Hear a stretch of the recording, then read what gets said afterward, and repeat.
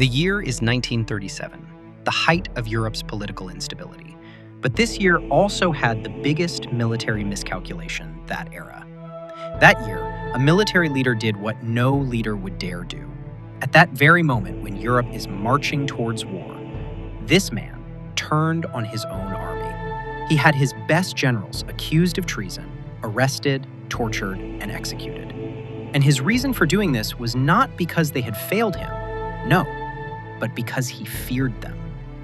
This man was none other than the dictator supreme, Joseph Stalin. Brilliant commanders were not spared either. They were either arrested, tortured, or killed. An entire generation of military leadership erased. Then, in 1941, the truce that had kept Soviet Russia in relative peace was violated, and Adolf Hitler invaded the Soviet Union. This led Stalin to a terrifying realization: dead men don't win wars. But this would not be the end of the Soviet Union. From prison camps, exile, and obscurity, new generals rose. They would go on to crush the Nazi war machine and take Berlin. But their greatest enemy was never Hitler. Their greatest enemy was back home, the man who gave them power. Part 1. Broken Men. To understand how these men fell, you have to understand how they survived. Take Konstantin Rokossovsky. In 1937, he was arrested by Stalin's secret police and severely tortured. His fingernails were ripped out, his ribs shattered, and his teeth broken. He was thrown into a frozen gulag, a place most never returned from. He was to be executed, and for 3 years he was waiting for death to visit him. In 1940, he had a visitor. When the door opened, it wasn't the Grim Reaper as he was expecting. This time, it was Stalin himself. No apology, no explanation, just this words: "The motherland needs you." And as Rokossovsky, a military man, simply put his uniform back on. Then there was Georgy Zhukov, blunt, ruthless, and brilliant. While others trembled before Stalin, Zhukov argued back, shouted, disagreed. He was the only man Stalin actually feared, and the only man who could save Moscow.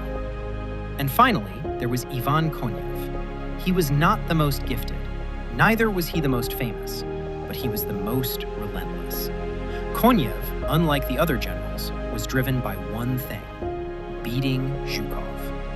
Theirs was a rivalry that burned through every campaign, and Stalin loved it, because divided generals were controllable generals. Part 2. The men who won the war. Together, these men turned the tide.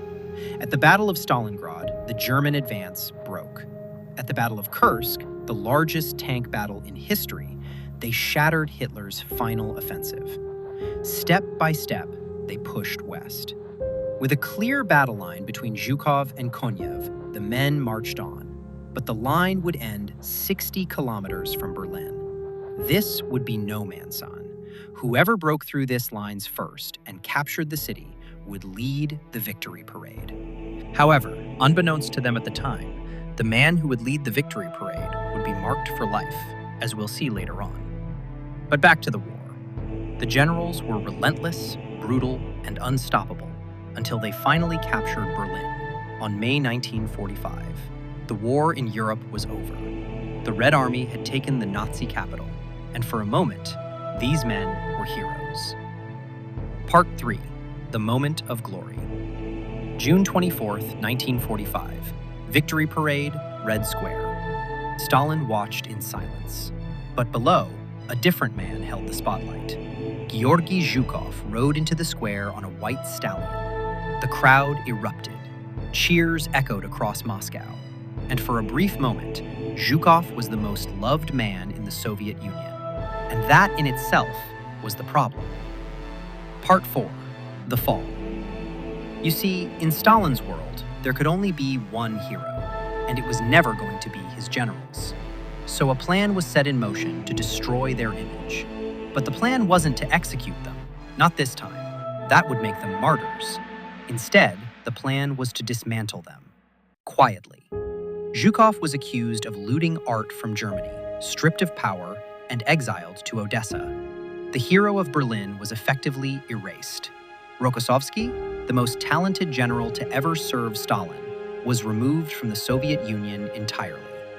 Rokossovsky was the mastermind behind the 1944 offensive, which till this day is considered the greatest military defeat in history. He was sent to Poland, rebranded as a foreign leader, cut off from his base and his influence.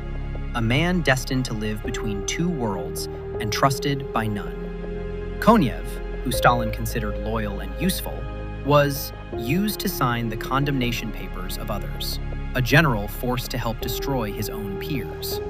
For years, they lived like this, not prisoners, not free. Every phone call, a threat. Every knock at the door, a possibility. Because under Stalin, survival was never permanent. In 1953, Stalin died, and just like that, the fear shifted. Zhukov returned to Moscow, and for a moment, it seemed like he might rise again.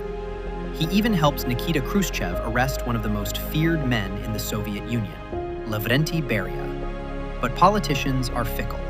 Within a few years, Khrushchev got scared of Zhukov's popularity too, and forced him into final, quiet retirement. No exile, no prison, just disappear. Konev was a little better. He became the mighty sword of the new regime. He became the first supreme commander of the Warsaw Pact forces. He was the face of the Soviet military might in Western Europe until his retirement in 1960. He remained an influential figure in the Communist Party. Georgy Zhukov died in 1974, a legend living in silence. Konstantin Rokossovsky died in 1968, writing history until his final days. Ivan Konev died in 1973, a tool for the new regime. These men had survived the purges. They had survived Hitler, and even survived Stalin himself. But in the end, they could never escape the system they helped build. Buried in the Kremlin wall, they remain heroes, but also reminders that in a regime built on fear, even victory comes with a price.